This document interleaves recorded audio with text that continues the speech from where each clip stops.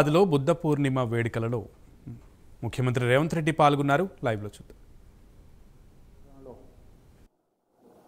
నాకు ఇష్టమైన లైను ధ్యానాన్ని ఒక పనిగా చేయడం కాదు, ప్రతి పనిని ఒక ధ్యానంగా చెయ్యాలి అని వారు ఏదైతే సూచన చేసిందో అందులో చాలా తత్వం ఉన్నది, చాలా బోధన ఉన్నది.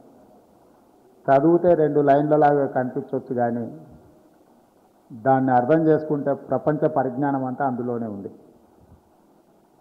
పూర్తి స్థాయిలో కాకపోయినా కొంత మేరకైనా వీలైనంత వరకు నేను పని చేసేటప్పుడు చాలా ధ్యానంగా పనిచేస్తూ ఉంటానంటే ఏదైనా నేను ఆ స్ఫూర్తిని వీరి ద్వారా పొందిన తప్పకుండా ఈ నిర్వహణకు అవసరమైన సహాయ సహకారం ఆనాడు పెద్ద ఆయన విజయభాస్కర్ రెడ్డి గారు కావచ్చు,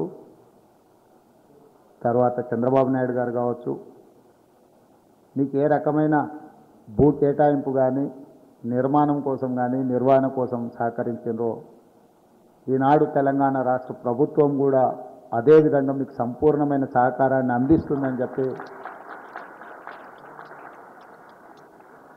ధ్యాన మందిరం కోసం కొంత ఆర్థిక మద్దతు అడిగిండ్రు. తప్పకుండా రాష్ట్ర ప్రభుత్వం నుంచి స్పెషల్ డెవలప్మెంట్ ఫండ్ నుంచి మొత్తంగా రాష్ట్ర ప్రభుత్వమే భరిస్తుంది. మీరు అంచనా వేసుకొని అంచనాను ప్రభుత్వానికి ఒక ప్రతిపాదన రూపంలో పంపిస్తే ఎలక్షన్ కోడ్ అయిపోయిన వెంబడే తప్పకుండా మీకు ఆ నిధులు మంజూరు చేసే బాధ్యత మా ప్రభుత్వం తీసుకుంటుందని నేను తెలియజేస్తున్నాను. మీ ఆధ్వర్యంలో ఒక పాఠశాలను నిర్వహిస్తే బాగుంటుంది.